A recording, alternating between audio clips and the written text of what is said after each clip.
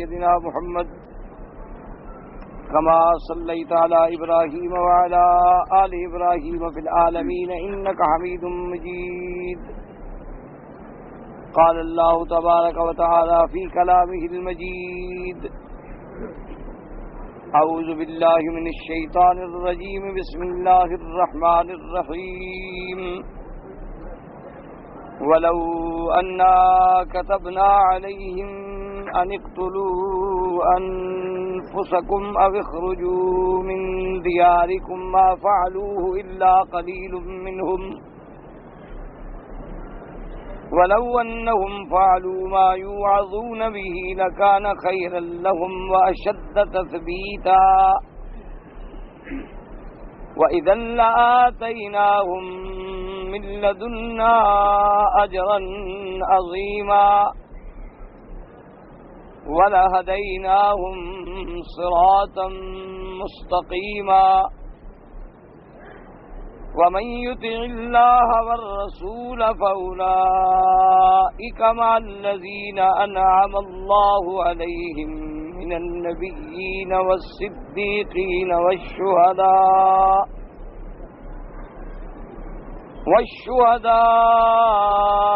والصالحين وحسن أولئك رفيقا. ذلك الفضل من الله وكفى بالله عليما. قال المؤلف والمفسر رحمه الله تعالى: أدام النفع بعلومه وعلومكم في الدارين آمين. إلى أن قال: يخبر تعالى عن أكثر الناس أنهم لو أمروا بما هم مرتكبونه من المناهي لما فعلوه، لأن اتباعهم الردية مجبولة على مخالفة الأمر، وهذا من علمه تبارك وتعالى بما لم يكن أو كان، فكيف كان يكون؟ ولهذا قال تعالى: ولو أنا كتبنا عليهم أن اقتلوا أنفسكم أو اخرجوا من دياركم ما فعلوه إلا قليل منهم.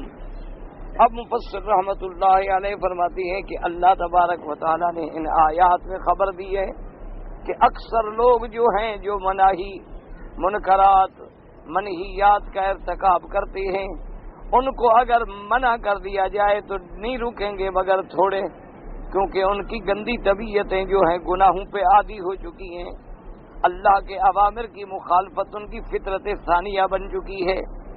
اللہ تبارک و تعالیٰ کے چونکہ ہر چیز علم میں ہے کہ مخلوق کیا کرے گی اور کیا نہیں کرے گی، قیامت تک جو ہوگا وہ اللہ کے علم میں ہے۔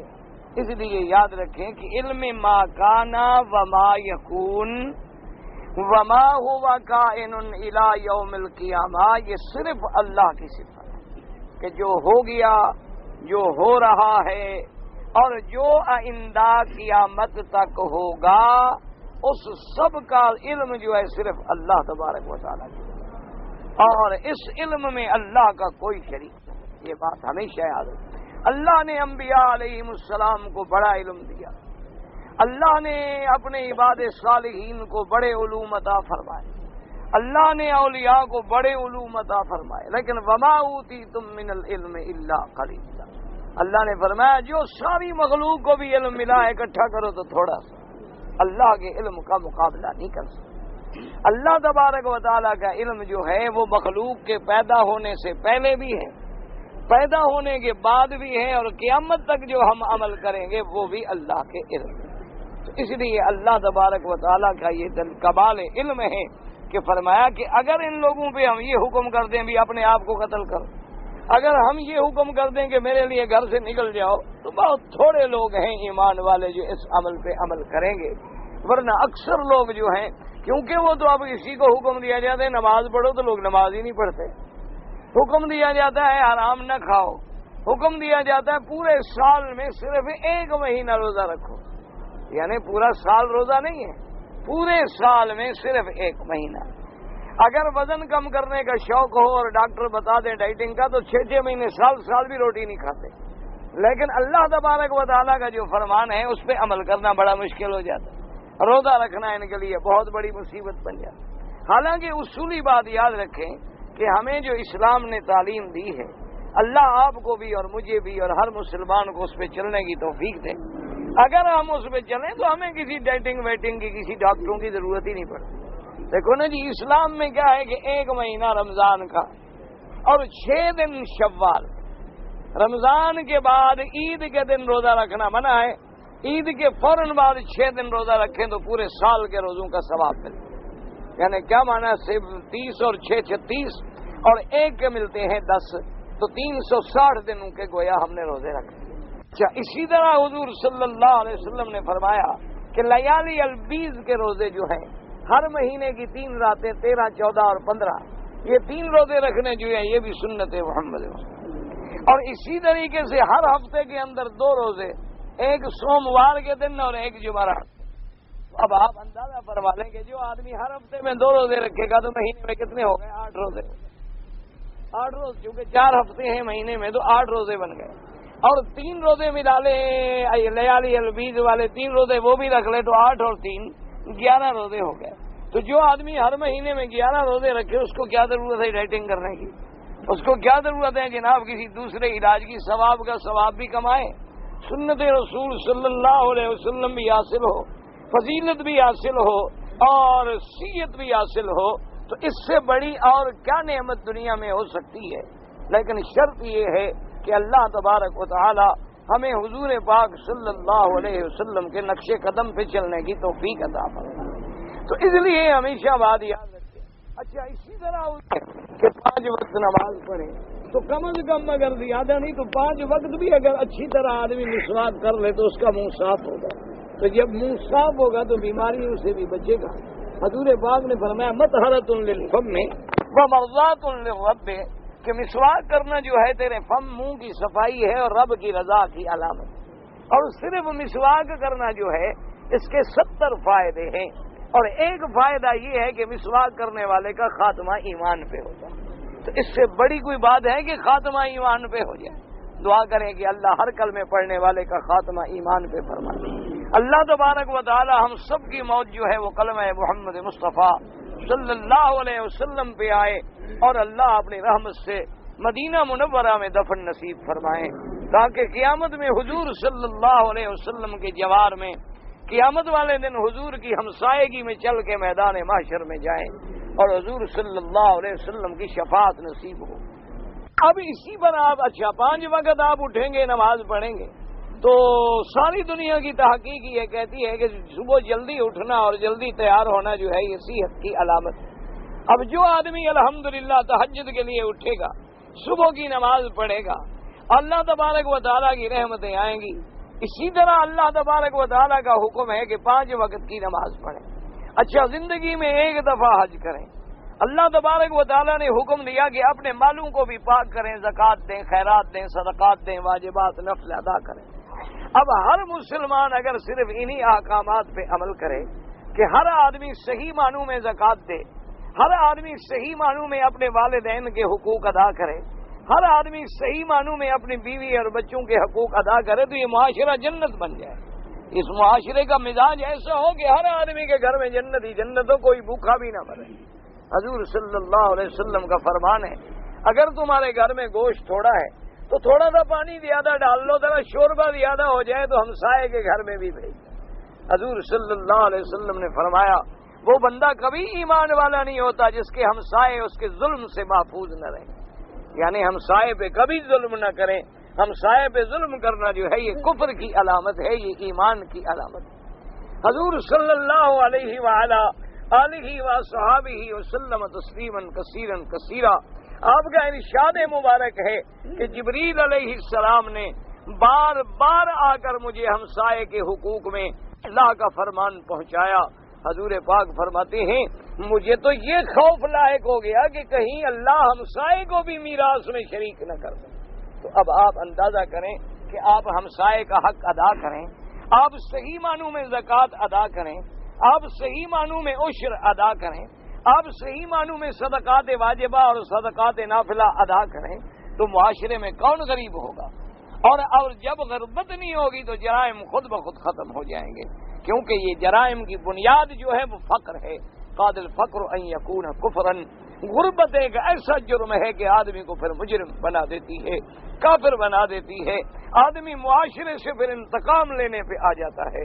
اگر اس کے حقوق ادا کیے جائیں تو کسی قسم کا جھگڑا اور فساد ہی ہو۔ اللہ نے فرمایا یہ تو ہماری رحمت ہے کہ ہم نے بندوں کو بڑے نرم نرم حکم دیے ہیں، بڑی رحمت والے حکم دیے ہیں۔ اگر ہم ان پہ کوئی سخت حکم جاری کر دیں تو پھر تو کوئی بھی اطاعت نہیں کرے گا، مگر تھوڑے سے لوگ جو ہیں وہ اطاعت کریں۔ قال ابن جریر حدثني المثنى حدثني اسحاق حدثنا الازهر عن اسماعيل نبي اسحاق السبيعي قال لما نزلت ولو أنا كتبنا عليهم أن اقتلوا أنفسكم الآية قال رجل لو أمرنا لفعلنا والحمد لله الذي عافانا فبلغ ذلك النبي صلى الله عليه وسلم وقال إن من أمتي لرجالا الإيمان أثبت في قلوبهم من الجبال الرواسي۔ جب یہ آیت نازل ہوئی تو حضور پاک صلی اللہ علیہ وسلم کے ایک صحابی نے کہا کہ لو امرنا لفعلنا، اگر اللہ ہمیں حکم دیتے کہ اپنی گردنوں کو کاٹو تو ہم کاٹتے۔ الحمدللہ الذی عافانا، یہ اللہ کا کرم ہے، اللہ کا رحم ہے کہ اس نے ایسا سخت حکم ہم کو نہیں دیا، ورنہ اگر اللہ کا حکم ہوتا تو ہم اس حکم کی بھی تعمیل ضرور کرتے۔ حضور پاک صلی اللہ علیہ وسلم کو جب یہ خبر پہنچی، آپ نے فرمایا کہ میری امت میں سے، میرے صحابہ میں سے ایسے لوگ بھی ہیں کہ جن کا ایمان ان کے دلوں میں ان پہاڑوں سے بھی زیادہ مضبوط ہے۔ یعنی پہاڑ کتنے جمے ہیں لیکن ان کا ایمان ان سے بھی زیادہ مضبوط ہے کہ اللہ تبارک و تعالیٰ جو ان کو حکم دیں گے وہ اس کی فوراً تعمیل کریں گے۔ شرط یہ ہے کہ اللہ ہمیں ایمان نصیب کرے، یہ دعا کیا کرو۔ ہمارا اصل میں مشکل جو ہے نا میرا بھائی آج کل وہ یہی ہے کہ ہم نام کے مسلمان ہیں، ہم کام کے مسلمان نہیں ہیں۔ بس ایک نام ہے، یہ کون ہے جی مسلمان، یہ کون ہے جی ہندو، یہ کون ہے جی سکھ، یہ کون ہے جی یہودی، یہ کون ہے جی نصرانی، ورنہ حال کسی کا بھی۔ اب آپ دیکھ لیں کہ دنیا میں آپ جائیں باہر کی ملکوں میں دیکھیں کہ گرجے بک رہے۔ بھئی اگر عیسائی اپنے مذہب پہ قائم ہو تو گرجا بیچے گا؟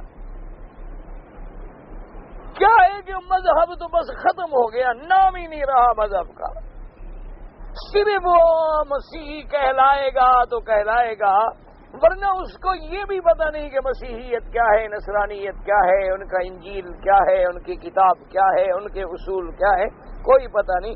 انجام یہ ہوا کہ ان کے گرجے اتنے بڑے بڑے گرجے کہ جن پہ اس دور میں جب بنے ہوں گے 100 سال 200 سال پہلے تو لاکھوں روپے خرچ ہوئے ہوں گے، اور ایک ایک گرجے کے ساتھ 20 ایکڑ 40 ایکڑ کی زمینیں ہیں، پلاٹ ہیں، مکان ہیں، او عظیم۔ لیکن ایک آدمی بھی گرجے میں نہیں آتا، نتیجہ یہ نکلا کہ انہوں نے کہا کہ بھی بیچے تو جان چھوٹے،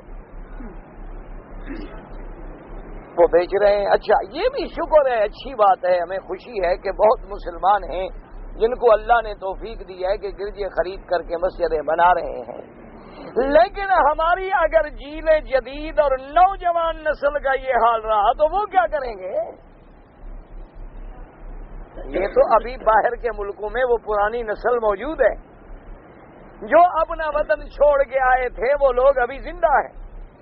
ان لوگوں نے کوشش کی ہے کہ مسجدیں بنائیں، مدارس بنائیں اور بچوں کو دین کی تعلیم پہ لگائیں، لیکن جو نوجوان نسل ہے وہ تو الا قلیل من عبادی الشکور، وہ تو خوش نصیب ہیں وہ بچے جن کو اسلام سے تعلق ہے، ورنہ نئی نسل جو ہے وہ تو بالکل راستے سے بھٹک گئی۔ تو اگر مسلمان اسی طرح بھٹکتے رہے تو آپ کی مسجدوں کا کیا عالم ہو؟ اچھا آپ اپنے ٹھنڈے دل سے آنکھیں بند کر کے اپنے ملکوں پہ ذرا نظر دوڑا لیں کہ آپ کے اسلامی ملک ہیں، ایک ایک محلے میں ماشاءاللہ 2 4 5 10 15 20 مسجدیں مل جائیں، لیکن مسجد تو بنا دی شب بھر میں، ایمان کی حرارت والوں نے، من اپنا پرانا پاپی ہے، برسوں سے نمازی بن نہ سکا۔ اور مسجدوں میں آپ چلے جائیں، صبح کی نماز میں انشاءاللہ آپ کو 10 5 15 3 4 آدمی ملیں گے نماز میں، اور وہ بھی کون؟ ریٹائر، 80 سال 70 سال 90 سال، جن کو گھر میں بچے تنگ آ کے جلدی گھر سے نکال دیتے ہیں کہ جان چھوڑے، وہ ہوں گے۔ نوجوان آپ کو نظر نہیں آئے، اس کا پھر کیا انجام ہوگا آخر؟ آپ ذرا ٹھنڈے دل سے سوچیں۔ نوجوان نسل آپ کو کہاں ملے گی؟ فلموں پر لائنوں میں کھڑے ہوں گے 4-4 گھنٹے ٹکٹ لینے کے لیے۔ نوجوان فلم آپ کو کہاں، نوجوان نسل کہاں ملے گی؟ کلبوں میں، ڈسکو میں، ڈانس میں، شام کو بیچ پہ گاڑیوں میں ہارن بجاتی ہوئی، سڑکوں پہ ناچتی ہوئی، یہ مسلمانوں کی نسل ہے۔ اور پوچھو کہ جناب آپ کے والد صاحب، میرے والد صاحب جناب حاجی صاحب، ماشاء اللہ، بھائی تم صرف لانتی پیدا ہوئے ہو، ابا تو شکر ہے حاجی تھا، تم کہاں سے یہ لانتی بن گئے کہ نہ نماز ہے نہ روزہ ہے؟ سڑکوں پہ کھڑے ہیں جناب، پینٹیں پہنی ہوئی ہیں اور ڈانس ہو رہا ہے، گانے ہو رہے ہیں، نئے سال کی خوشیاں منائی جا رہی ہیں۔ انا للہ و انا الیہ راجعون، انا للہ و انا الیہ راجعون۔ اللہ تبارک و تعالی ہمارے حال پہ رحم کرے۔ میرا کہنے کا مقصد یہ ہے کہ عیسائی اگر گرجے بیچ رہے ہیں تو خدا نہ کرے، خدا نہ کرے، خدا نہ کرے ایک وقت آ جائے کہ مسلمان بھی مسجدوں میں چھوڑیں۔ بالکل مسجدیں اچھا، اور اگر کوئی مسجد آباد ہے، نمازی ہیں، حاضری اچھی ہے، جمعہ میں بھری ہوئی ہے، اللہ کی رحمت سے مولوی آپس میں لڑ رہے، اس کا سپیکر ادھر ہے، اس کا ادھر ہے، وہ کہتا ہے وہ بے ایمان کافر، وہ کہتا ہے نہیں یہ کافر، نوجوان کہتا ہے دونوں کافر، میری چھٹی، جاؤ گھر۔ انا للہ و انا الیہ راجعون۔ بس رونے کے علاوہ کیا کر سکتے ہیں؟ بھی ہمارے بس میں کیا ہے؟ ہم تو بے بس لوگ ہیں، بس اپنا دل جلاتے رہتے ہیں اور اپنے عمل پہ روتے رہتے ہیں کہ اب دعائیں بھی تو ہماری منظور نہیں ہوتی کہ اندر حلال ہو، تو اب ہماری دعائیں بھی تو منظور نہیں ہوتی کہ اندر تو ہے زکوٰۃ کا مال، اندر ہے صدقات، تمہاری میل کچیل وہ ہے مولوی اور پیر کے مقدر میں۔ جب ہمارے اندر حلال نہیں تو ہماری دعائیں کیسے منظور؟ بس ایک زبانی کلامی بات ہے، گفتار کے غازی تو بنا لیکن کردار کا غازی بن نہ سکا، اور اسی گفتار کے غازی پہ ہمیں امید ہے کہ شاید اللہ میاں کہنے سے بخش دے، کہ جیسے ذمہ دار اپنے میراثی پر بھی تو مہربانی کر دیتا ہے، اللہ میاں بھی شاید ہمیں معاف کر دیں کہ چلو میرے میراثی تھے، میرا نام لیتے تھے، میری کتاب اٹھا کے بیٹھ جاتے تھے، چلو چھوڑو معاف کر دو ان کو، وہ اس طرح معاف کر دے تو کرتے، ورنہ بھی مجھے تو اپنے عمل مجھے تو اپنے ایمان پہ شک ہے۔ آپ لوگ اچھے ہوں گے، آپ دعا کریں اللہ مجھے مومن بنا دے، ایمان والا بنا دے، آپ کی دعاؤں سے شاید بن جائیں، ورنہ ایمان اب دیکھیں حضور فرماتے میرے صحابہ کا ایمان پہاڑوں سے بھی بڑا، پہاڑوں سے بھی زیادہ بڑا ہے، کہ جو اللہ کا حکم ہے آمنا و صدقنا، بس اس میں پسند ناپسند کی کیا بات۔ ایک صحابی کو حضور نے رشتے کے لیے بھیجا، اور جب وہ آدمی گھر سے باہر آیا تو دیکھا کہ سیاہ فام ہے، کالا رنگ ہے، چہرے پہ چیچک کے داغ ہیں۔ کیسے آئے؟ اس نے کہا حضور نے بھیجا ہے کہ تمہارے گھر میں بہن جوان ہے، مجھے رشتہ چاہیے۔ وہ تو بیچارہ وہیں کھڑا ہو گیا، اب میری بہن چاند جیسی خوبصورت بچی ہے اور یہ اللہ کا بندہ اس شکل میں ہے، اب میں کیا جواب دوں؟ اسی طرح ماتھا پکڑے پکڑے آیا، بہن نے پوچھا کیا بات ہے؟ اس نے کہا حضور نے پیغام بھیجا ہے، پر میں تو بہت پریشان ہو گیا ہوں کہ بالکل سیاہ فام ہے، حبشی ہے، چہرے پہ سیاہ داغ ہیں، پہننے کو کپڑا نہیں، کھانے کو روٹی نہیں۔ اس نے کہا بھائی جان سوچنے کی یا غم کرنے کی کیا ضرورت ہے، آنے والے کو نہ دیکھو، بھیجنے والے کو دیکھو۔ شادی میں نے کرنی ہے نا، مجھے قبول ہے، حضور نے بھیجا، بات ختم۔ اور تو نے کہا لوگوں کی بیٹیوں کے رشتے جو ہیں وہ میراثی ڈھونڈتے ہیں، اور میرا رشتہ محمد رسول اللہ نے ڈھونڈا ہے، مجھے قبول ہے، دوسری بات میں نے دیکھنی نہیں کہ وہ خوبصورت ہے کہ نہیں۔ یہ تھا ایمان۔ اسی لیے قرآن کہتا ہے وَمَن يُؤْمِن بِاللَّهِ يَهْدِ قَلْبَهُ، جس شخص کا اللہ پہ ایمان ہے اللہ اس کے دل کو بھی ہدایت فرما دیتی ہے۔ اس لیے ایک بہت بڑے اللہ کے ولی بیٹھی ہے ان کو خبر دی گئی بڑی غم کی، مصیبت کی. فرمایا انا للہ و انا الیہ راجعون، اور اس کے بعد فرمایا الحمدللہ. تھوڑی دیر میں خبر ملی کہ وہ پہلی خبر غلط تھی، بالکل آپ کا کوئی نقصان نہیں. تو فرمایا الحمدللہ. ساتھیوں نے پوچھا کہ حضرت اب تو خوشی پہ الحمدللہ کہنا سمجھ آیا، لیکن پہلے نقصان پہ آپ نے ان للہ بھی پڑھا، پھر الحمدللہ بھی پڑھا.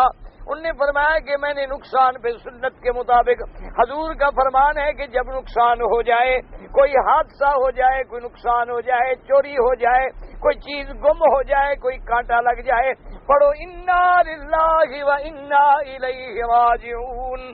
اللہم اجرنی فی مصیبتی، اللہم اخلف علی کل غائبۃ لی منک بخیر. یہ پڑھ لو. میں نے وہ سنت کے مطابق پڑھا. الحمدللہ میں نے اس لیے پڑھا تھا کہ میں نے دل کی حالت پہ غور کیا کہ اس نقصان کا صدمہ سن کے دل کی کیفیت میں تو کوئی تبدیلی نہیں آئی. میں نے دیکھا کہ دل اپنے مقام پر ہے. میں نے کہا شکر ہے اللہ، جو نقصان ہونا تھا ہو گیا، لیکن میرے دل کا نقصان تو نہیں ہوا.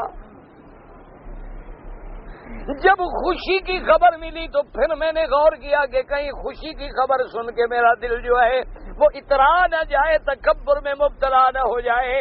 میں نے دیکھا کہ دل اپنی حالت پہ قائم ہے. میں نے کہا الحمدللہ، اللہ تیرا شکر ہے کہ ہر حال میں دل تیری یاد میں مشغول ہے، تیرے ذکر میں مشغول ہے. نہ اس کو مصیبت روک سکی ہے، نہ خوشی اس کے لیے کوئی آڑے آ سکی ہے. وجہ کیا تھی کہ یہ ایمان کی علامت، یہ ایمان کی نشانی تھی. آج ہم کہتے ہیں کہ بیوی کو کہا نماز پڑھو تو بیوی باغی ہو جائے گی، لڑائی ہو جائے گی. بیٹے کو کہیں گے نماز پڑھو تو بیٹا نافرمان ہو جائے گا. دوستوں سے کہا نماز پڑھو تو ملنا چھوڑ دیں گے. اس لیے بابا چپ کرو، بس جو وقت گزرتا ہے گزارو. مانا یہ ہے کہ ہمارے اندر ایمان نہیں. سیدھی سی بات سمجھ رہے کیوں؟ اگر ایمان ہو تو اللہ کا فرمان پیارا ہے یا بیوی پیاری ہے؟ اگر ایمان ہو تو محمد مدنی کا تعلق پیارا ہے یا دوست پیارے ہیں؟ جن کے اندر ایمان ہے وہ کہتے ہیں بھائی ساری دنیا ناراض ہو جائے رب راضی. بھائی دین کی بات ہے، بیوی چھوڑتی ہے تو گھر چھوڑ جائے گی نا، اور کیا ہو جائے. لیکن میں اپنے اللہ کو ناراض نہیں کر سکتا کہ بیوی کی وجہ سے قیامت میں جہنم میں جاؤں، اولاد کی وجہ سے قیامت والے دن میں جہنم میں جاؤں، دوستوں کی وجہ سے میں قیامت والے دن جہنم میں جاؤں. وہ کہتا ہے بھائی بات سنو، یا تو اللہ رسول کے حکم پہ چلو ورنہ لکم دینکم ولی دین. السلام علیکم. یہی شان پیغمبری ہے کہ ابا کو سمجھایا. جب ابا نے بات نہ مانی تو حضرت ابراہیم علیہ السلام کھڑے ہو گئے. انہوں نے کہا سلام علیک سأستغفر لک ربی انہ کان بی حفیا. فرمایا ابا جان السلام علیکم، بس آج کے بعد آپ الگ ہم الگ. بس میں آپ کا وطن، آپ کا گھر، آپ کا علاقہ چھوڑ کے جا رہا ہوں. ہاں یہ بھی میرا وعدہ ہے کہ میں اپنے رب سے آپ کے لیے بخشش مانگتا رہوں گا. جب تک میرے اللہ تبارک و تعالیٰ مجھے اجازت دیں گے میں بخشش مانگوں گا. آپ کا رستہ شرک کا ہے، میرا توحید کا ہے. اب یہ آگ اور دریا پانی مل نہیں سکتے، لہذا انی مہاجر الی رب. بس یہ ہے مقام پیغمبری اور شیوہ پیغمبری، یہ ہے دلیل ایمان. ہم تو حضرت ایمان کیا، 4 آنے کی چیز ہو تو 10 قسمیں کھا جاتے ہیں. اللہ کی قسم 2 ریال کا خریدا ہے اور جی بس گھاٹے پہ بیچ رہا ہوں کیونکہ دکان چھوڑنے کا ارادہ ہے، مال نکالنا ہے، یعنی اپنے حلال کو حرام کر کے کھا رہا ہوں.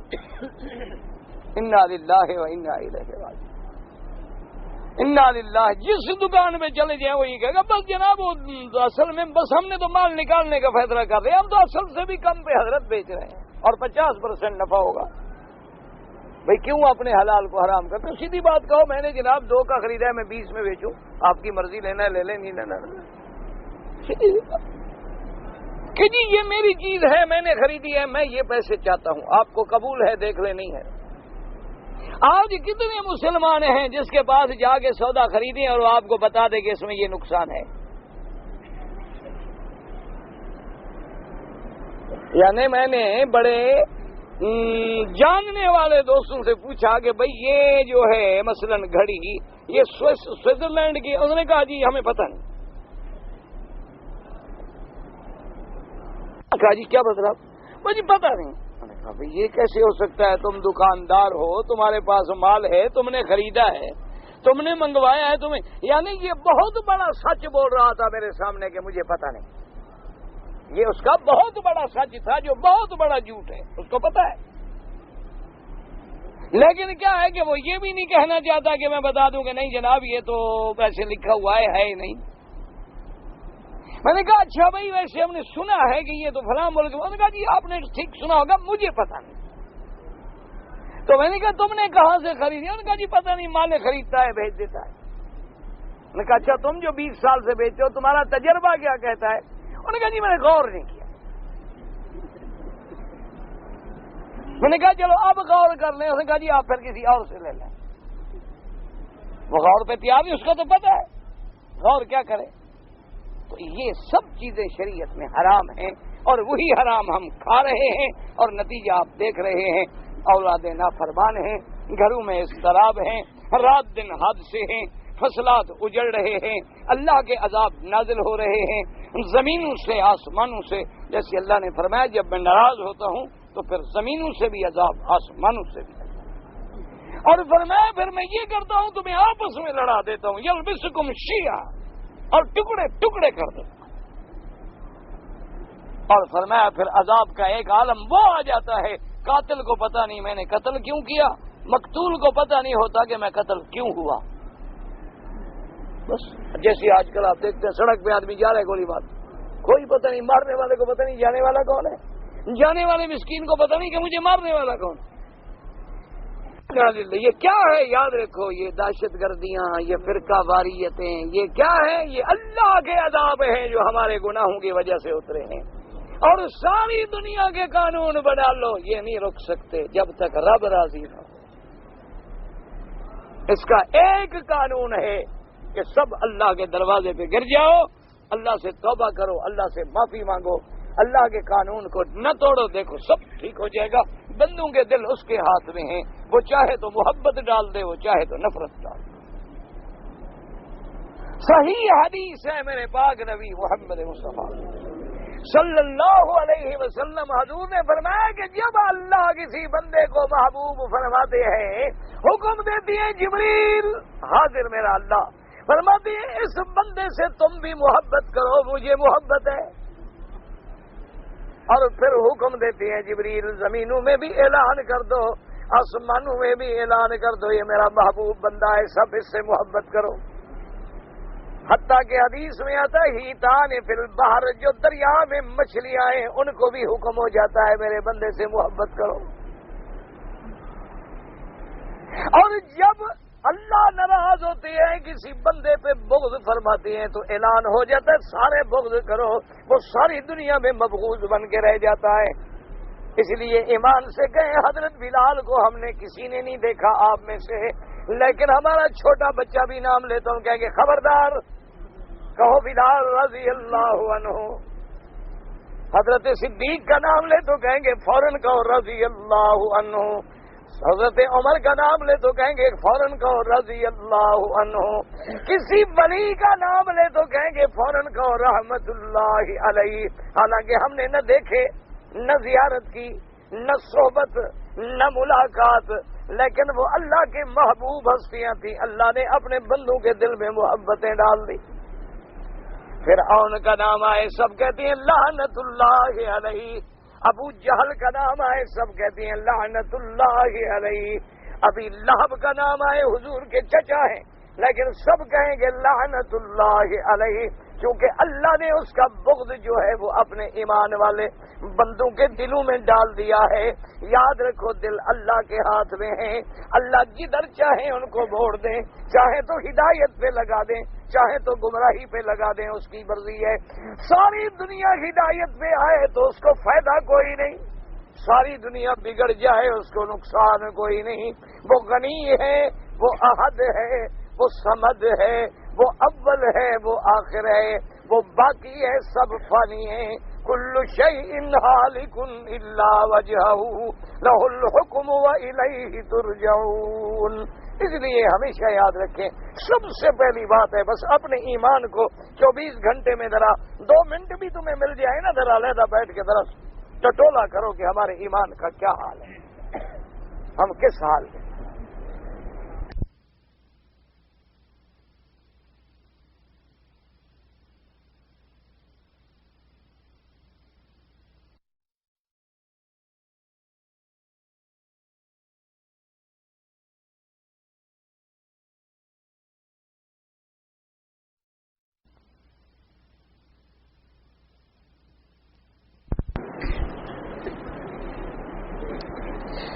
ذرا غور کر کے دیکھ لیا کہ بھئی آج گھر میں جو کچھ پکا ہے اس میں کتنا حلال ہے. آج میں نے شام تک جو کمائی کی ہے اس میں کتنا حلال ہے.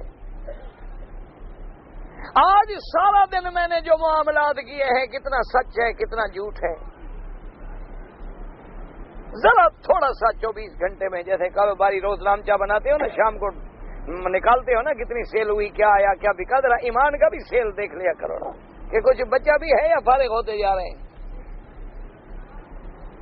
یہ ہے صحابہ کا ایمان کہ جن کی گواہی کون دے رہا ہے؟ محمد رسول اللہ. ایمان سے کہیں جن کا گواہ محمد پاک ہو، جن کا گواہ اللہ ہو، ان کے ایمان میں شک ہے. شیطان کتنا ملعون ہے، کتنا لاکھوں لوگ ہیں جن کو صحابہ کے ایمان کے اندر ڈال دیا کہ صحابہ ایمان والے تھے یا نہیں. اب اس سے بڑا کوئی عذاب ہے؟ 1400 اچھا ابھی 1400 سال گزر گئے، تم سے کوئی قیامت میں، ہم سے قیامت والے دن کو پوچھا جائے گا ان کے بارے میں، تو کیا ضرورت ہے وقت ضائع کرنے کی، ایمان خراب کرنے کی؟ تم اپنے ایمان کی فکر کرو. لیکن اب جناب فرماتے ہیں حضور پاک صلی اللہ علیہ وسلم، حدثنا جعفر بن منیر قال حدثنا هشام بن سلمة السعدي نامش قال لما نزلت ولو أنا كتبنا عليهم أن اقتلوا أنفسكم قال أناس من أصحاب النبي صلى الله عليه وسلم لو فعل ربنا لفعلنا فبلغ النبي صلى الله عليه وسلم فقال الإيمان أصبت في قلوب أهله من الجبال الرواسي. اس روایت میں بھی آتا ہے کہ جب حضور کے صحابہ نے یہ آیت سنی انہوں نے کہا کہ اگر اللہ ہمیں حکم دیتے کہ تم اپنی جانوں کو خود قتل کرو تو ہم اپنی گردنیں کاٹ دیتے، لیکن یہ اللہ کا حکم ہے کہ اس نے مہربانی کی. جب حضور کو یہ خبر پہنچی کہ صحابہ نے یہ کہا ہے، حضور نے فرمایا کہ اہل ایمان، صحابہ کے دل میں ایمان جو ہے وہ پہاڑوں سے بھی زیادہ جمع ہوا ہے. ولو قال صدی افتخر وقال صدی افتخر صاحب نے کہا شباب من اليهود وقال اليهودي والله لو قد كتب الله علينا القتل فقتلنا انفسنا وقال ثابت والله لو كتب علينا ان تقتلوا انفسكم لفعلنا فانزل الله تبارك وتعالى هذه الايه. حضرت سدی نے فرمایا ثابت ابن قیس ابن شماس صحابی ہیں، ان کا ایک یہودی کے ساتھ بات ہو گئی. یہودی کہنے لگا کہ دیکھو اللہ نے ہمیں حکم دیا تھا کہ اپنے آپ کو قتل کرو، تو ہمارا 70,000 بندہ قتل ہو گیا، 70,000 آدمی. حضرت ثابت ابن قیس نے کہا کہ واللہ لو کتب علینا، اگر خدا کی قسم اللہ ہمیں بھی حکم دیتے تو ہم بھی تعمیل کرتے. حدثنا ابي قال حدثنا محمود بن غيلان قال حدثنا بشر بن السري قال حدثنا مسلم بن سعد ثابت بن عمرو بن عبد الله بن الزبير قال لما نزلت ولو أنا كتبنا عليهم أن اقتلوا أنفسكم أو اخرجوا من دياركم ما فعلوه إلا قليل منهم قال رسول الله لو نزلت لكان ابن عبد منهم. جب یہ آیت اتری کہ اللہ نے فرمایا کہ اگر ہم یہ حکم دیتے تو تھوڑے لوگ اس پہ عمل کرتے ہیں، حضور پاک نے فرمایا کہ میرا صحابی عبداللہ بن مسعود تو ضرور عمل کرتا، ابن عبد جو ہے وہ تو اللہ کے حکم پہ فوراً اپنی جان قربان کر دیتے. وحدثنا ابي قال حدثنا ابو اليمان قال حدثنا اسماعيل بن جعفر بن عمرو عن شريح بن عبيد قال لما تلا رسول الله صلى الله عليه وسلم آية ولو أنك تلا عليهم تمسكم الآية أشار رسول الله صلى الله عليه وسلم هذه بيدي إلى عبد الله رواحة فقال أنك كتب ذلك لكان هذا من أولئك القليل عن روحة. جب یہ آیت اتری حضور پاک نے عبداللہ ابن رواحہ صحابی کی طرف اشارہ کر کے فرمایا اگر اللہ یہ حکم دیتے یہ ان میں ہوتے جو اللہ کے حکم کی تعمیل کرتے. ولہذا قال تعالی ولو انہم فعلوا ما یوعظون به ای ولو انہم فعلوا ما یؤمرون به وترکوا ما ینهون عنه لکان خیرا لهم.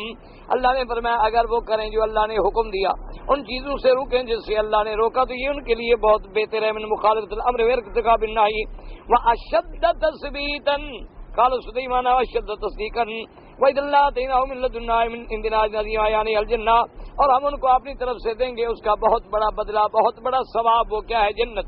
وَلَهَدَيْنَاهُمْ صِرَاطًا مُسْتَقِيمًا اور ہم نے ان کو دکھلایا سیدھا راستہ دنیا میں بھی آخرت میں بھی. ثُمَّ قَالَ تَعَالَى وَمَن يُطِعِ اللَّهَ وَالرَّسُولَ فَأُولَٰئِكَ مَعَ الَّذِينَ أَنْعَمَ اللَّهُ عَلَيْهِمْ من النبيين والصديقين والشهداء والصالحين وحسن أولئك رفيقا. أي من عمل بما أمره الله به ورسوله وترك ما نهى الله عنه ورسوله. اللہ پاک نے فرمایا کہ جو شخص عمل کرے جس کا اللہ نے حکم دیا وہ کرے اور جن چیزوں سے اللہ نے منع کیا ان سے رک جائے. فإن الله عز وجل يسكن دار كرامته ويجعل مرافقا للأنبياء من بعدهم في الرتبة. اللہ تبارک و تعالیٰ قیامت والے دن اس کو جنت کے ان مقامات میں رکھیں گے ان عزت والے مقام میں رکھیں گے. اس کو نبیوں کی صحبت صدیقوں کی شہداء اور صالحین کی درجہ بدرجہ حاصل ہوگی. یعنی جتنی اطاعت بڑی ہوگی اتنی رتبہ بڑا ہوگا. اس کے بعد فرماتے ہیں ثم هم المؤمنین والصالحون الذین سرائرهم وعلانیتهم اور اس کے بعد عامت المؤمنین ہیں جن کا اندر بھی اچھا جن کا باہر بھی اچھا ہے. ثم اثنى تعالی علیہم فقال وحسن اولئک رفیقا. اللہ نے فرمایا میرے بندے تمہیں قیامت میں نبیوں کی صحبت ملے صدیقوں کی صحبت ملے شہداء اور صالحین کی صحبت ملے. پھر کیسی بہتر سنگت ہے. دعا کریں اللہ ہم سب کو نصیب فرمائیں. اللہ تبارک و تعالی ہر کلمے پڑھنے والے مرد اور سب کا خاتمہ ایمان پہ فرمائیں اور اللہ تبارک و تعالی جنت الفردوس نصیب فرمائیں. یاد رکھیں جنت اس کی رحمت سے ملے گی. بس دعا فرمائیں کہ اللہ اب دنیا میں بھی ذرا مسلمانوں پہ رحمت کی فضا پیدا فرمائیں. مسلمان بڑی ذلت و نکبت میں ہیں اس وقت. آدمی یعنی عالمی اخبارات تو پڑھ ہی نہیں سکتا. جس ملک پہ ہاتھ رکھو مسلمانوں کا خون بہ رہا ہے. کہیں قتل کہیں حادثے کہیں عذاب کہیں زلازل کہیں طوفان کہیں بجلیاں کہیں گاڑیوں کی ٹکر کہیں بسوں کی ٹکر اور ہر جگہ ایک عذاب ہے. اس کی وجہ کیا ہے؟ اللہ کی ناراضگی. اور یہ عذاب کیسے ٹلیں گے؟ ما نزل بلاء الا بذنب وما رفعت الا بتوبۃ. حضور پاک نے فرمایا اللہ کے عذاب بجائے ہماری مصیبتوں گناہوں کے نازل نہیں ہوتے اور اٹھتے نہیں ہیں جب تک ہم توبہ نہ رجوع نہ کریں اللہ کی طرف لوٹ جائیں. توبہ کا معنی یہ نہیں ہوتا بس زبان سے کہہ دیا توبہ توبہ توبہ. یہ توبہ نہیں ہے. یہ تو مذاق ہے. یہ جو ہم توبہ کرتے ہیں تو ڈر ہے کہ کہیں اللہ ہمیں اسی توبہ میں نہ پکڑ لیں. توبہ کا معنی ہوتا ہے ندامت ہو گناہوں کو چھوڑ دے اور آئندہ نہ کرے. یہ ہے توبہ. یہ توبہ نہیں ہوتی کہ زبان سے کہہ دیا بس میری اللہ میاں لاکھ لاکھ توبہ ہے. کس بات سے پتہ ہی لاکھ لاکھ توبہ ہے. یعنی 1 لاکھ کو 1 لاکھ سے ضرب 2 کروڑ دفعہ. اچھا کبھی تو کہتے تھے اللہ ہر چھوٹے بڑے گناہ سے توبہ ہے اور سگریٹ کی 2 پیکٹ جیب میں ہوتے ہیں. یہ کون سی توبہ ہے بھائی؟ کبھی ملتظم پہ کھڑے ہوتے ہیں ماشاءاللہ چہرہ لگا لگا کر ہوتے اللہ تیرا گھر ہے رحمت فرما. اللہ فرماتا داڑھی تو ابھی شیو کرا کے میرے کعبے سے رگڑ رہے ہو. عذاب کے مستحق ہو کہ رحمت کے مستحق ہو؟ ابھی میرے محمد مدنی کی سنت کا مذاق اڑا کے آئے ہو اور پھر میرے کعبے کی دیواروں کو گواہ بھی بنا رہے ہو. اتنا تمہیں جرت ہو گئی ہے کہ نافرمان ہو کر پھر میرے کعبے کو لگاؤ منہ. بس دعا کرو اللہ ہمارے حال پہ رحمت کرے. ہم تو روز نعوذ باللہ اس کی رحمت کے بجائے اس کے عذاب کو دعوت دیں. اتنے ایمان سے ٹھنڈے دل سے ناراض نہ ہوں. کوئی ہو بھی جائے تو کیا ہے، بس دعا کرو اللہ راضی ہو. اللہ ناراض نہ ہو، بندے ہو جائیں تو کیا کر لیں گے؟ کوئی روٹی بند کر دیں گے یا کوئی وظیفہ بھیجتے ہیں روک دیں گے؟ دعا یہ کریں بس رب راضی ہو. ایمان سے کہیں کتنے ہمارے نوجوان ہیں جب پینٹ کی حالت میں نماز میں ہوتے ہیں کیا شکل ہوتی ہے؟ آپ مجھے بتائیں ٹھنڈے دل سے. ناراض نہ ہوں، لاکھ دفعہ پہنو پینٹ شرٹ. مولوی مکی کے کہنے سے کیا اتارو گے؟ تم نے حضور کا کہنا نہیں مانا تو مولوی مکی ٹکے گا آدمی، اس کی کیا حیثیت؟ وہ تو حضور کے غلاموں کے دروازوں کی مٹی کے برابر بھی نہیں ہے، اس کی کیا حیثیت ہے؟ جب اللہ کے نبی کا ایمان سے کہیں، یعنی اس وقت حالت کیا ہے جب آدمی پینٹ میں ہے اور نواں رکوع میں یا سجدے میں ہے، کیا حال ہے؟ جو اس کے پیچھے نماز پڑھ رہا ہے اس کی نماز ہو رہی ہے، اس کا تو عضو پیچھے والے کو نظر آ رہا ہے نا، اوپر کپڑا چڑھا ہو تو کیا ہو گیا؟ تم ٹھنڈے دل سے غور کرو کہ جو میری بیٹی، میری بہن، میری ماں عمرے پہ آئی ہوئی ہے، 50,000 کا ٹکٹ خرچ کر کے آئی ہوئی ہے، منہ کھلا ہوا ہے، مل کے کپڑے پہنے ہوئے، شلوار بھی لون کی ہے، اوپر کرتا بھی لون کا ہے، اور رنگ میچ کر رہے ہیں. کسی کا جناب آگے پورا کٹا ہوا ہے، کسی کا 4 کونے کٹا ہوا ہے، فیشن کر کے جیسے انارکلی کی سیر ہو، کعبے کا طواف نہیں. میک اپ ہے، سنگار ہے، برقع ہے، کوئی برقع نہیں، یاد رکھو یہ کوئی برقع شرکا نہیں ہے. آنکھیں جناب نکلی ہوئی ہیں، یہاں باندھا ہوا ہے، کھڑے ہو کے کپڑا باندھ رہی ہے کہ کہیں اسے گرہ میں فرق نہ آ جائے، کہیں آنکھیں کھلنے میں فرق نہ آ جائے. یہ برقع ہے؟ کون کہتے ہیں برقع ہے؟ ظالم نے کہا ہے یہ برقع ہے. برقعے کا معنی تھا میری بیٹی کہ تیرا بدن نظر نہ آئے، کوئی سمجھ نہ سکے کہ تیرا بدن کیسا ہے. تم نے تو برقع اپنے بدن پہ سلوایا ہے، اور رنگ بھی تم نے منشے سے منتخب کیا ہے کہ بچی گوری ہے تو برقع کالا ہے، اگر رنگ گہرا ہے تو برقعے کا اور رنگ ہے. یہ برقع ہے، فیشن ہے.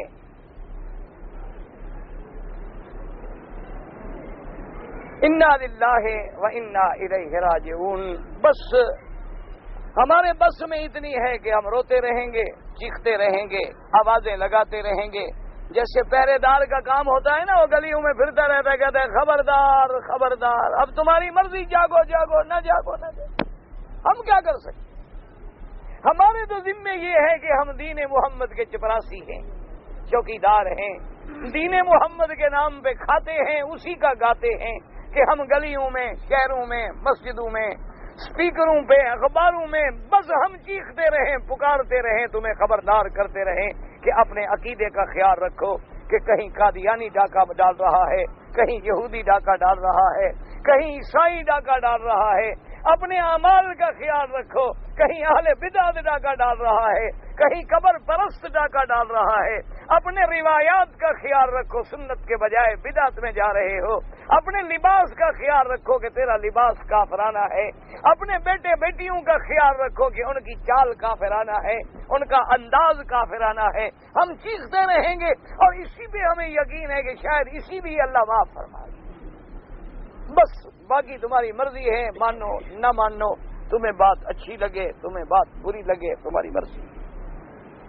وقال البخاری رحمہ اللہ حدثنا محمد بن عبد الله بن حوشب قال حدثنا ابراهيم بن سعد النبي عن عروة عن عائشة رضي الله تعالى عنها قالت سمعت رسول الله يقول ما من نبي يمرض الا خير بين الدنيا والآخرة وكان في شكواه والذي قبض فيها أخذت بحثا شديدا وسمعت يقول مع الذين أنعم الله عليهم من النبيين والصديقين والشهداء والصالحين فعلمت أنه خير.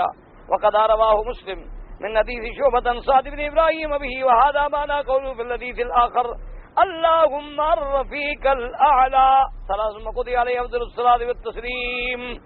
بی بی عائشہ فرماتی ہیں کہ میں نے سنا حضور سرکار محمد مصطفیٰ صلی اللہ علیہ وسلم سے کہ ما من نبی یمرض، جب پیغمبر آخری بیماری وفات میں ہوتے ہیں، اللہ ان کو اختیار دیتے ہیں، اللہ خیرہ، اختیار دیتی ہیں کہ دنیا میں رہنا چاہو تو ہم زیادہ فرما دیں عمر، اگر آخرت قبول کرو تو پھر موت آ جائے۔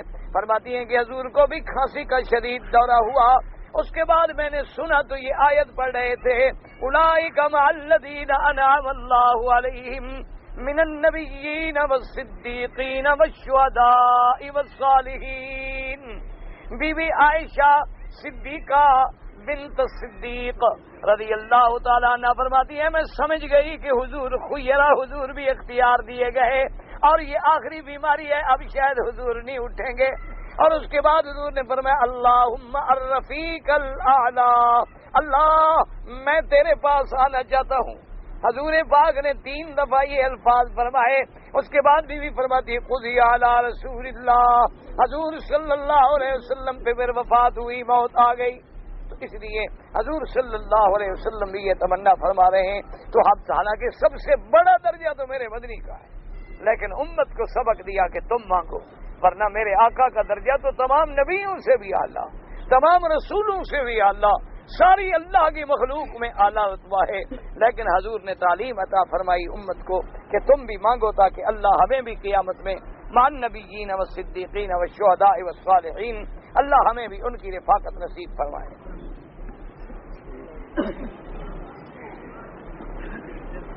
میرے بھائی نے اپنی بیگم کو طلاق دی ہے، 1 مہینہ ہو گیا ہے، اب وہ لڑکا دوبارہ رجوع کرنا چاہتا ہے۔ بھائی میں نے پہلے بھی کئی دفعہ عرض کیا ہے آپ حضرات کی خدمت میں کہ نکاح طلاق کے مسئلے مقامی علماء سے پوچھا کریں، اور اگر آپ عرب میں ہیں تو دارالافتاء سے رجوع کیا کریں۔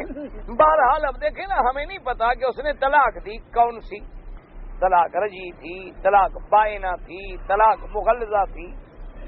اگر تو 1 طلاق ہے وہ رجوع کر سکتا، اچھا اسی طرح 1 بائنہ ہے دوبارہ نکاح کر سکتا، اور اگر 3 طلاقیں سنت کے مطابق ہو چکی ہیں، مغلظہ ہیں، تو پھر نکاح نہیں کر سکتا۔ فلا تحل له من بعد حتى تنكح زوجا غيره، جب تک کہ وہ عورت پھر کسی اور سے شادی کرے، اور وہ دوسرا بھی اپنی مرضی سے طلاق دے۔ ہمارے یہاں پیسے دے کے شادی کرا لی 1 رات کے لیے، ایسے لوگوں پہ اللہ کے نبی نے لعنت دی۔ اللہ نے فرمایا کہ تم کوئی جانور ہو، سانڈ ہو کہ لوگوں کو حلال کرنے کے لیے حلالے کرتے پھرتے ہو، یہ معنی نہیں ہوتا۔ معنی یہ ہے کہ عورت شادی کرے اور ان کی پھر آپس میں قدرتن نہ بنے، وہ اپنے منشے سے اگر طلاق دے پھر اس کی عدت گزار کے پہلے خامن سے نکاح ہو سکتا ہے۔ اب اس لیے آپ مقامی علماء سے رجوع کیا کریں۔ اگر ایک غیر مسلم لیڈی ڈاکٹر ہے، مسلمان لڑکی کی ولادت وضع حمل کے لیے وہ لیڈی ڈاکٹر کر سکتی ہے، وہ تو مجبوری کا وقت ہے، اس وقت تو مرد بھی کر سکتا ہے اگر لیڈی ڈاکٹر نہ ہو۔ اگر لیڈی ڈاکٹر میسر نہ ہو تو وہ تو موت ہے۔ ولادت کا مسئلہ کوئی اتنا آسان نہیں ہوتا، وہ تو ایک موت و حیات کی کشمکش ہوتی ہے۔ اس لیے وہاں تو ایسے عذر کے حوال میں بالکل جائز ہے، لیکن کوشش یہ کیا کریں کہ مسلمان لیڈی ڈاکٹر ہو۔ جس طرح غیر مسلم کو بدن دکھانا حرام ہے، غیر مسلم عورت کو بھی بدن دکھانا حرام ہے، لیکن مجبوری ہے، مجبوری کی وجہ سے جائز ہے۔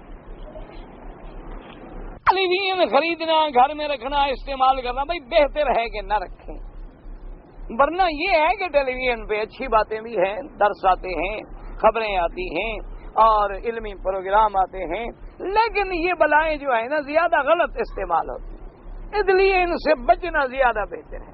قریب آؤ گے تو کبھی نہ کبھی آگ میں گر جاؤ گے، اس لیے دور رہو گے تو اچھا رہے گا، اس لیے بچنا چاہیے، ورنہ فی نفس ہی کوئی چیز حرام نہیں ہوتی، اس کو استعمال حرام کر دیتا ہے۔ اب دیکھیں نا، مثلا یہ ٹیپ ریکارڈر ہے، آپ گانے بھر لیں، غلط کام میں لگ گیا، آپ قرآن بھر لیں، تقریر بھر لیں، درس سن لیں، مشین کا تو کوئی قصور نہیں، سزا تو استعمال کرنے والے کو ہے نا کہ وہ استعمال کیسے کر رہا ہے۔ اس لیے لیکن بہتر یہ ہے کہ یہ جو فلمیں ہیں، وی سی آر ہیں، ٹی وی وغیرہ ہیں، ان سے بچیں۔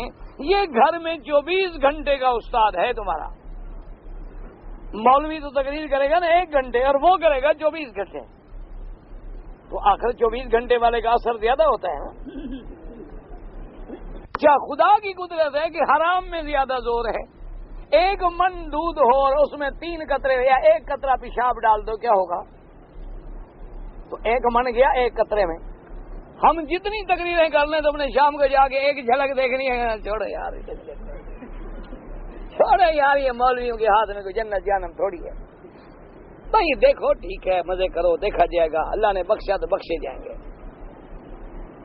ہاں دارالفتاح بھائی، دارالفتاح تو معروف ہے، مکے میں کسی سے پوچھ لیں، عزیزیہ میں بھی دفتر ہیں اور ہر جگہ مراکز ہیں، یہ ائمہ حرمین ہیں، ان کے ہاں بھی فتویٰ ہے الحمدللہ۔ میرے ایک دوست نے اپنی بیوی سے کہا کہ تم نے کسی غیر محرم کے ساتھ سفر کیا تو تم کو 1 طلاق ہے۔ اس نے سفر کر لیا، طلاق تو ہو گئی، بس رجوع کر لے، اور کس طرح 2 گواہوں کے سامنے کہ بھی میں نے 1 طلاق دی تھی رجی، میں واپس اپنی بیوی کو رجوع کر رہا ہوں، اور رجوع ہو گیا، پھر وہ میاں بیوی ہے۔ لیکن آئندہ خیال کرنا، 1 کارتوس چل چکا، ہر بندے کو اللہ نے اختیار دیا ہے کتنی طلاقوں کا؟ 3 کا۔ اب 1 گولی تو مار چکے ہو، باقی 2 ہیں، پھر اگر کبھی تم نے طلاق دی تو وہ پہلے والی بھی گنی جائے گی، 2 ہو جائیں گی، پھر طلاق دی تو پھر 3 ہو جائیں گی۔ خیال رکھنا، 1 گولی استعمال ہو چکی ہے، آئندہ ذرا زبان بند رکھے۔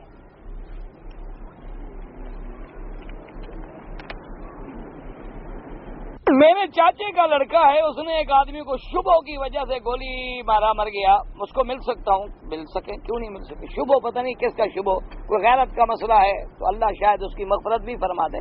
بہرحال تم اس کو ملو، کیوں نہ ملو۔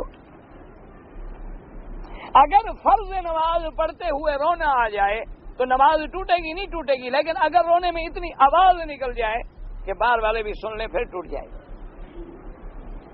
مدینہ منورہ سے واپسی جب آئے تو عمرہ ضروری ہے، بالکل میقات ہے، اور بڑی خوش نصیبی ہے کہ جہاں سے حضور احرام باندھ کے آئے عمرے کا، تم وہاں سے احرام باندھو، تو ایسا موقع کیوں ضائع کرو۔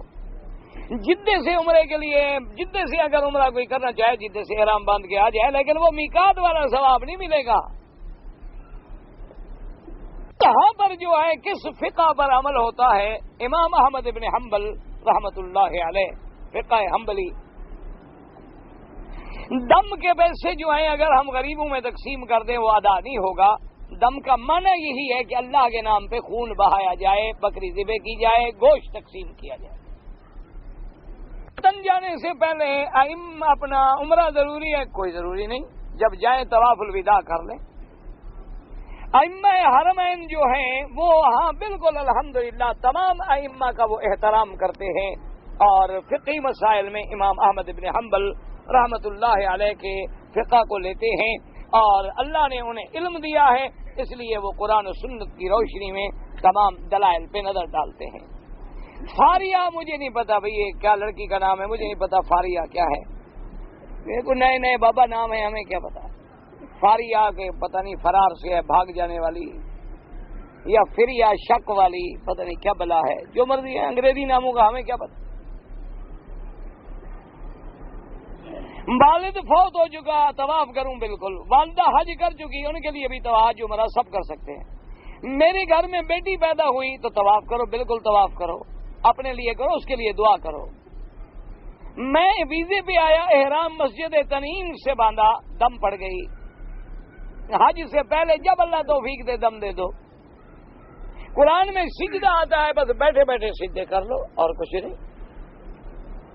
میرے پاس زکوٰۃ کے پیسے ہیں، میرا ایک دوست ہے، اس کے پاس ٹکٹ کے پیسے نہیں، مجبور ہے، دے سکتے ہو۔ عورت پر اپنے مرد یا والدین کے لیے کھانا پکانا بالکل فرض نہیں، عورت کے ذمہ نہیں ہے، اس کی مہربانی ہے اگر کر دے، اس کا اخلاق ہے، حسن خلق ہے، وہ کر دے، اس کے ذمہ نہیں ہے کہ تمہارے والدین کا کھانا پکائے یا شوہر کا کھانا پکائے، کوئی نوکرانی تو نہیں ہے، تمہاری بیوی ہے، بالکل اس پر وہ اگر کر دے مہربانی ہے اس کی، تم بھی تو مہربانی کرتے ہو نا، حد سے زیادہ اس کو دیتے ہو، یہ تمہاری مہربانی ہے، تو وہ بھی اس کا جواب مہربانی میں دے تو بڑی اچھی بات ہے، شرعاً آپ پابند نہیں کر سکتے اس کو۔ صفا مروہ کے درمیان میں جو 2 سبز بتیاں ہیں وہاں دوڑنا سنت ہے، واجب نہیں، سنت ہے۔ صفا مروہ پورا دوڑنا واجب ہے، ان کے درمیان، لیکن دوڑنے کا معنی یہ نہیں کہ وہاں دوڑ پڑو، بس تیز تیز ذرا جھپٹ کے چلو۔ طواف کے اندر جو 7 چکر ہیں، ہر چکر میں کوئی خاص دعا پڑھنی چاہیے، کوئی دعا نہیں، جو تمہیں یاد ہے، کلمہ شریف، درود شریف، سبحان اللہ، الحمدللہ، جو بھی یاد ہے، کچھ بھی یاد نہیں، چکر لگاؤ، طواف تو پورا ہو گیا۔ نظر لگ جاتی ہے، بالکل العین حق، حضور نے فرمایا کہ نظر برحق ہے۔ اس کا توڑ کیا ہے؟ اگر تمہیں پتا ہے کہ نظر اس آدمی کی لگی ہے تو اس کو کہو کہ وضو کرے، غسل کرے اور وہی پانی اس پہ ڈال دو جس کو نظر لگی ہے، اسی وقت ٹھیک ہو جائے گا۔ اور اگر پتہ نہ ہو تو پھر جو دعائیں حضور نے سکھلائی ہیں، وہ دعائیں حدیث میں لکھی ہوئی موجود ہیں، اس کو پڑھیں اور اللہ تبارک و تعالیٰ کی رحمت سے وہ ٹھیک ہو جائے۔ ایک آدمی کا پتہ نہیں کیا ہے، حضرت عمر کا نام دیا، اس کا پتہ نہیں کیا، مجھے نہیں پتہ آپ نے کیا لکھا ہے۔ کسی نے مثلاً کوڑے کرکٹ میں کپڑا، ٹوپی وغیرہ چھوٹی موٹی چیزیں پھینک دیں، وہی امام جب پھینک دیں امام، اس کا مطلب ہے بیکار ہیں ان کے نزدیک، وہ آپ لے سکتے ہیں۔ کچھ آدمی نماز کے پابندی نہیں کرتے، کہتے ہیں کہ بس پڑھ لینی چاہیے، غلط بات ہے۔ نماز ان الصلاۃ کانت علی المؤمنین کتابا موقوتا، اللہ نے اوقات معین کیے ہیں، ان اوقات میں جماعت کے ساتھ ادا کریں۔ ہم اپنے ملک میں الصلاۃ والسلام علیک یا رسول اللہ، بھئی یا حرف ندا ہے اور اللہ کے سوا غیر کو منع ہے۔ اگر آپ کو اللہ مکے مدینے کی حاضری نصیب کرے تو حضور کے روضہ مبارک پہ کھڑے ہو کے پڑھیں الصلاۃ والسلام علیک یا رسول اللہ، الصلاۃ والسلام علیک یا حبیب اللہ، اور دور کے ملکوں سے درود شریف پڑھیں جو اللہ تبارک و تعالیٰ اپنے نبی کو پہنچائیں گے، کیونکہ جب حرف ندا آ جائے تو ندا صرف اللہ کا حق ہے۔ استغاثہ، ندا، نظر، نیاز، سورنا، پکارنا، منت، یہ سب اللہ کا حق ہے۔ اس لیے ایسے یہی وجہ ہوتی ہے کہ پھر آدمی ان چیزوں سے پھر حاضر ناظر کے عقیدے بناتے ہیں، بات بڑھتے بڑھتے جو ہے بہت آگے نکل جاتی ہے۔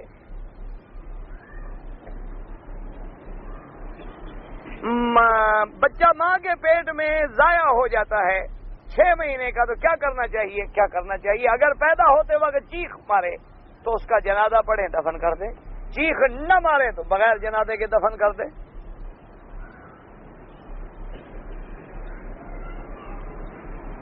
اگر ایک عورت پاکستان جانے والی ہے اور جس دن اس کی تاریخ ہے اس دن اگر اس کو حیض آ جائے تو طواف الوداع معاف ہے۔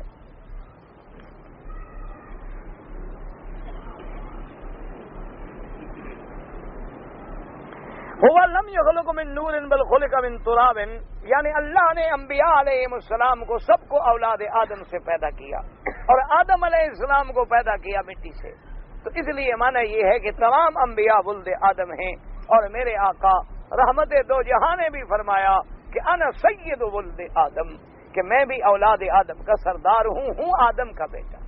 اسی لیے معراج میں آپ نے ابراہیم کو ابا کہہ کے سلام کیا، انہوں نے بھی جواب میں کہا مرحبا بالابن الصالح والنبی الصالح، کہ میں اپنے بیٹے کو مرحبا کہتا ہوں۔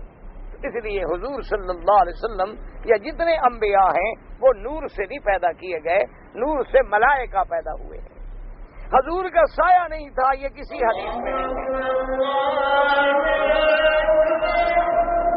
اللہ اکبر، اللہ اکبر، اللہم صلی علی سیدنا محمد۔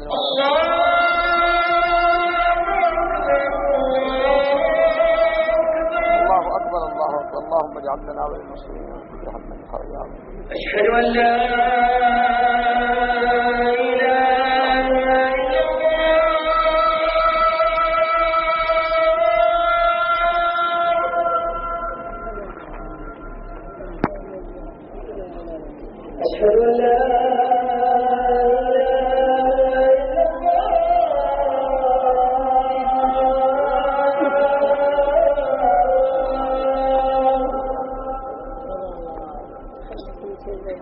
Thank you.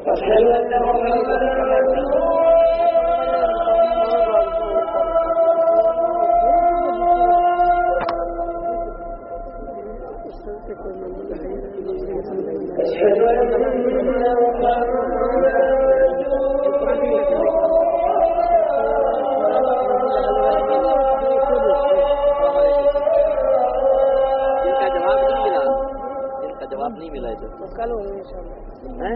اس کا جواب